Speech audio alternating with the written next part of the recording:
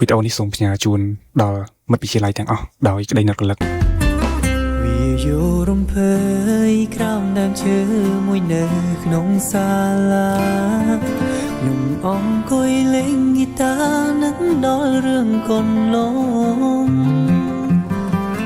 កន្លែងមួយនេះហើយដែលពេលវេលារៀននៅវិទ្យាល័យសម្ដេចហ៊ុនសែនភ្នំពេញថ្មីគឺជាការចងចាំដ៏មានន័យបំផុតសម្រាប់ពួកខ្ញុំបើគិតមកដល់ពេលនេះវាមានរយៈពេល10ឆ្នាំហើយដែលខ្ញុំបានរៀនចប់ពីសាលានេះប៉ុន្តែ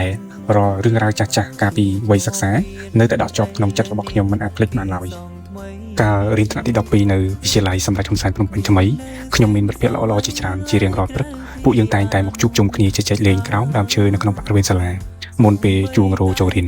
នៅក្នុងថ្នាក់រៀនពួកយើងបានឆ្លងកាត់ការលំបាកនិងភាពសប្បាយរីករាយជាមួយគ្នាដូចជាការលេងសើចការលួចញ៉ាំនំក្នុងម៉ោងរៀននិងការខិតខំប្រឹងប្រែងមើលមេរៀនរួមគ្នាត្រៀមប្រឡងជាដើមហើយខ្ញុំគិតថាមានតែមិត្តភ័ក្តិនៅវិទ្យាល័យទេគឺជាមិត្តភ័ក្តិដ៏ពិតប្រាកដមិនคล้ายព្រោះពួកយើងរាប់អានគ្នាដោយចិត្តនិងចិត្តគ្មានការលាក់ពុតឬគិតពីផលប្រយោជន៍ឡើយក្រៅពីមិត្តភាពដ៏កក់ក្ដៅខ្ញុំតែងតែនឹក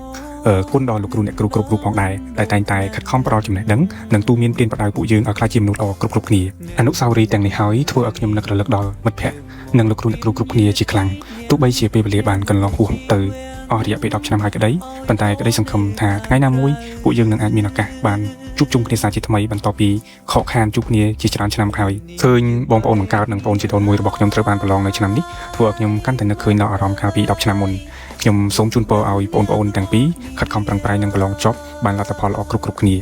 មិត្តភាពពិតប្រាកដនិងការចងចាំទាំងនេះនៅតែស្ថិតនៅក្នុងបេះដូងរបស់ខ្ញុំជានិច្ចហើយផ្ញើជូនជាពិសេសដោយ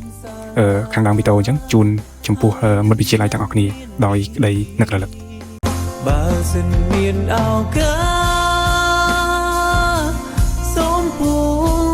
យើងអាចជួបគ្នាម្ដងទៀតទូវេលាចង់អៀ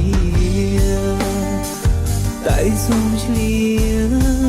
កុំភ្លេចអនុស្សាវរីយ៍